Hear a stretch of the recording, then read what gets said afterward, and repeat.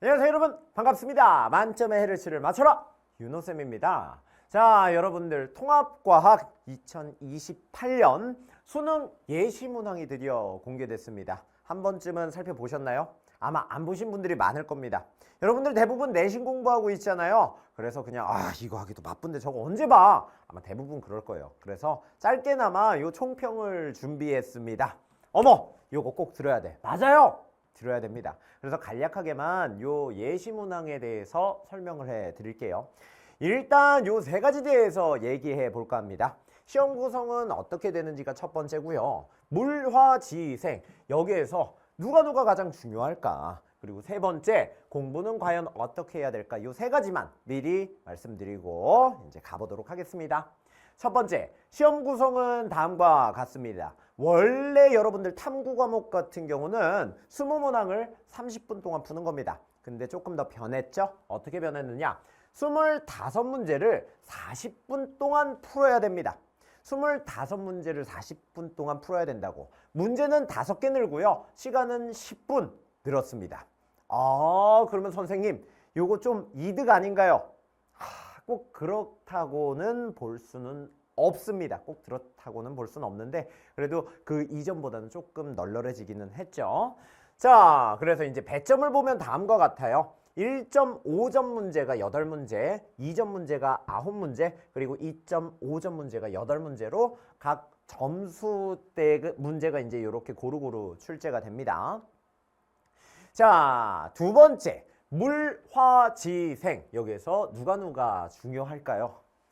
어떨까? 여러분들 생각은 어떻습니까? 제 답은 요겁니다. 겠냐? 누가 중요하다고 요거 판단할 수 있습니까? 판단할 순 없습니다.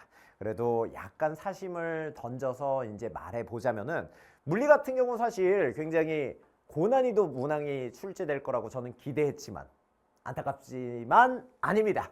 물리는 그렇게 어렵지는 않았어요. 그나마 여기에서 이제 예시문항 중에서 조금 어려웠던 것들은 화학에서 출제가 됐습니다.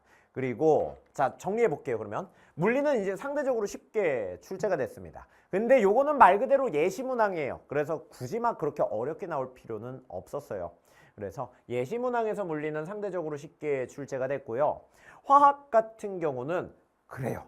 상대적으로 타 과목에 비해서 조금 어렵게 출제가 됐습니다. 그래서 화학 같은 경우 꼼꼼한 이해가 필요했다. 세 번째, 생명하고 지학 같은 경우는 어땠느냐?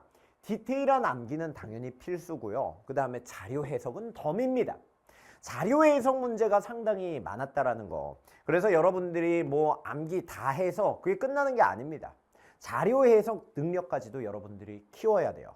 그렇지만 여러분들 걱정 마세요. 지금 우리에게 남은 시간은 굉장히 많습니다. 고1 내신 충실히 준비하시고요. 그 다음에 고2, 고3 약 2년간 우리는 요 능력을 천천히 키워 올리면 됩니다. 알겠나요? 자, 공부는 어떻게 해야 될까? 디테일하게 내신 공부하듯 하고 그 다음에 2년간 계속해서 능력 키워가면 된다라고 했습니다. 자, 왜 그런지 설명을 일단 해 드릴게요. 일단 요거는 이제 예시문항에 나왔던 자료들입니다. 그중 요거 한번 볼까요? 여러분들 내신 공부할 때 별 내부에서 어떤 원소까지 만들어지고 요 중간중간에 어떤 놈들이 만들어졌는지 다 익혔을 겁니다. 그쵸? 요 가운데에는 철이 있고 그 다음에 뭐야? 수헬, 탄내, 시파, 탄내, 탄내 나잖아. 시파, 탄소, 산소, 네온, 그 다음에 산소, 시파, 규소. 요렇게 만들어지는데 요런 것들은 여러분들이 다 외웠을 겁니다. 여러분들이 암기한 내용들이 요렇게 수능에 동일하게 나옵니다. 그리고 요거 볼까요? 요거는 규산염 광물입니다. 요 규산염 광물 같은 경우 쉽게 나왔어요. 근데 요거는 맘만 먹으면 어렵게 낼 수 있죠. 그렇죠? 그래서 그 대표적으로 여러분들이 이거 많이 외웠을 겁니다. 우리 사위가 독감에 걸렸네.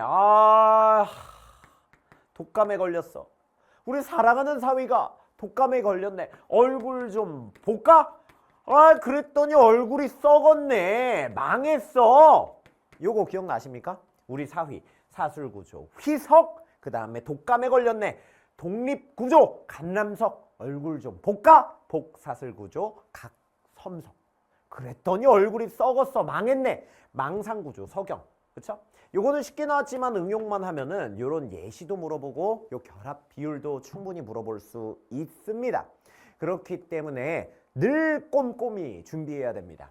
요것도 그렇죠. 인체를 구성하는 원소의 질량비 자료 띡 내주고 그 다음에 이제 요 XYZ 추론하는 문제인데 요거 여러분들 기억나나요? 내신 공부했기 때문에 기억날 겁니다.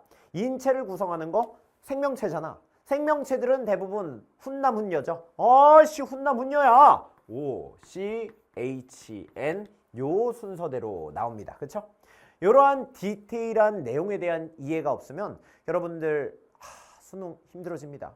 그래서 다시 한번 정리하자면은 뭐냐? 수능을 잘 보기 위해서는 디테일한 내용에 대한 이해도 있어야 되고 그 다음에 분석력은 필수입니다. 알겠나요? 그래서 여러분들이 지금 할 수 있는 최상의 선택지는 뭐냐?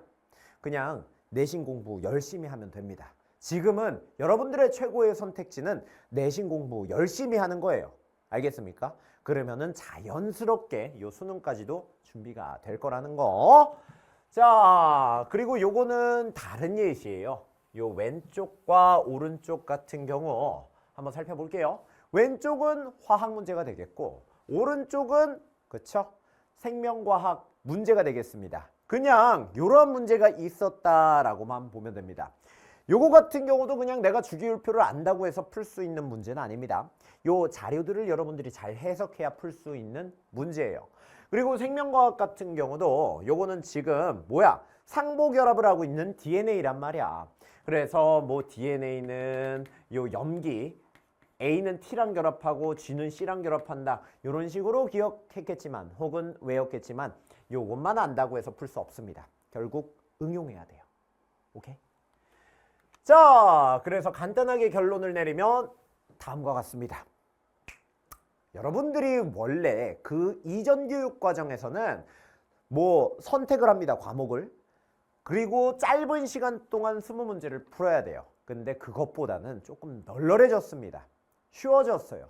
전체적인 난이도도 아마 하향될 겁니다. 그래서 가능성이 많이 보일 거야. 1등급에 대한 가능성이 많이 보일 겁니다. 그래서 우리가 내릴 수 있는 결론은 요겁니다. 쉬워졌으니 잘 좀 하자. 열심히 꼼꼼히 내신부터 준비하시고 차근차근 수능 준비하는 방향대로 가면은 좋은 결과 얻을 수 있을 겁니다. 알겠나요? 자, 여러분들 승리하는 여러분들을 위해서 자축의 박수 치고 우린 여기서 마치도록 하겠습니다. 우린 본 강의 때 뵐게요. 그럼